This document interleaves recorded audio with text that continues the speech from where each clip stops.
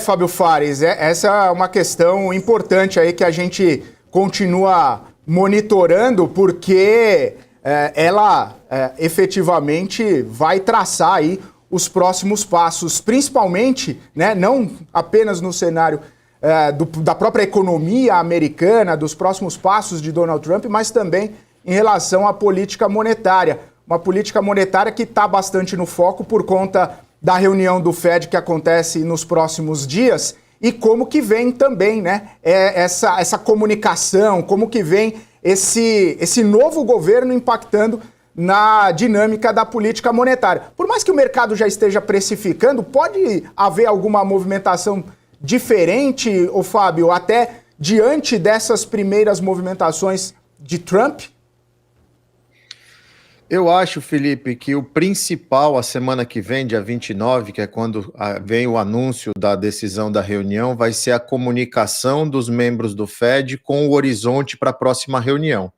Porque um dos medos que todo mundo tinha era que o Trump, na segunda-feira, assumia a presidência, na terça-feira teriam tarifas que seriam inflacionárias para a economia americana. Tarifas não vieram e já foram claro que estamos estudando a melhor maneira de implementar algumas coisas e, óbvio, o Trump vai falar 10% na China, 25% no Canadá e no México, como ele sempre fez. Em novembro do ano passado, ele falou que no primeiro dia ia ter tarifa no Canadá e no México. Não teve. Em 2019, ele falava todos os dias e as coisas foram gradativamente sendo implementadas. As pessoas têm que separar a maneira do Trump se comportar com como a equipe e as coisas no governo Trump estão acontecendo. Porque ele vai fazer barulho, ele vai ser incisivo, ele vai ser duro, só que ele se comunica. Vide que no primeiro dia, logo após todas as cerimônias, ele colocou toda a imprensa dentro da sala oval na Casa Branca, enquanto ele assinava algumas ordens executivas, e fez um bate-papo livre ali. Pergunta o que quiser que eu vou responder o que vocês perguntarem, super tranquilo, se comunicando, eu penso nisso, penso naquilo, quero ir por essa direção, mostrando que eu tenho a minha agenda, eu tenho o meu propósito e eu vou fazer a América voltar a ser o que era, o americano ter aquele sentimento de grandeza, de riqueza, de patriotismo e, como o Elon Musk mesmo falou, acordar todos os dias com o sonho de que tudo está ficando melhor e a gente vai dominar o mundo, porque esse é o sentimento americano. Nós somos a maior nação do mundo, nós somos a principal nação do mundo, isso se perdeu no tempo. Agora, entre isso e o que vai ser implementado, você tem uma avenida. E a gente viu em 4 dias de governo que essa avenida ela é longa, porque nada do que o mercado temia aconteceu até agora. Que vai ter dor nas próximas semanas, meses, é indiscutível. Quando você tem que mexer no fiscal, a hora que você para os excessos e começa a ter que cortar alguma carne, dói e é normal. Só que o resultado de longo prazo é positivo. Então é esperar para ver o caminho e a direção que eles vão tomar nos próximos dias. Gente, eu queria ouvir um pouco da visão dele também, porque vai ser difícil cortar na carne, vai ser difícil também trazer realinhar todas essas expectativas aqui e como a gente estava falando, Vandick, esse cenário do Federal Reserve aí pode dar algumas sinalizações, mas a gente vê que estruturalmente o juro americano também não vai cair tanto, a inflação não vai cair tanto assim de uma hora para outra e o mercado vai tateando essas medidas. Olá, Fábio, tudo bem? Como é que você está? Um prazer vê-lo e saber que está tudo em paz com você.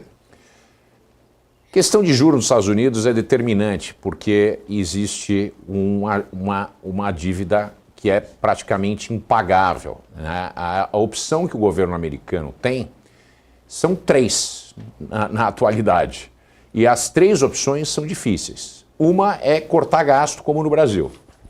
A segunda é aumentar imposto, que é extremamente antipático do ponto de vista social, político, etc. Especialmente agora, o governo acabou de iniciar. Normalmente você tem mais espaço para fazer isso, aumento no começo do que no final, uma vez que existe uma relação de reeleição, que não é o caso do Trump, mas ele gostaria de fazer o sucessor. Então, normalmente, aumentar imposto, e nos Estados Unidos, aumentar imposto é muito complicado, é mais complicado até que no Brasil. E a terceira opção é a inflação. É por isso que a gente vê a inflação parada no 2,9% e o core nos 3%. É muito difícil trazer isso para essa última milha, the final mile, né, the last mile. Isso é muito complicado com a taxa de juro atual. E existe uma tendência de cortar essa taxa de juro, a meu ver, mais 0,25%, porque o juro de equilíbrio, na minha concepção, é entre 4 e 4,25. Então, eu não vejo espaço para grandes cortes mais, especialmente com o crescimento acentuado e pujante da economia americana. Ah, mas a gente acabou de ter um job report que não veio tão alto como a gente imaginava. Mas continua alto, senhoras e senhores. A gente precisa começar a ver as coisas como elas são. Não é só porque eu achava que ia e o negócio não é exatamente como aconteceu, que a realidade muda. Então isso é uma das coisas que me preocupa, porque no mercado muita gente age no curtíssimo prazo, mas esquece que existem coisas chamadas fundamentos. E os fundamentos da economia americana não permitem uma taxa de juro abaixo de 4%. Senão a gente vai ter inflação. Então cabe ao governo decidir, uma escolha de Sofia, mas a dor vai ter que ser distribuída para alguém. Os Estados Unidos estão pagando mais de $1 trilhão por ano no serviço da dívida, isso é, em juros. Os títulos da dívida americana estão cada vez mais, com a maturidade mais curta, né? E a gente tem um problema. Esse ano, os Estados Unidos têm que pagar tem que rolar cerca de 7 trilhões de dólares da sua dívida. Isso vai criar problema.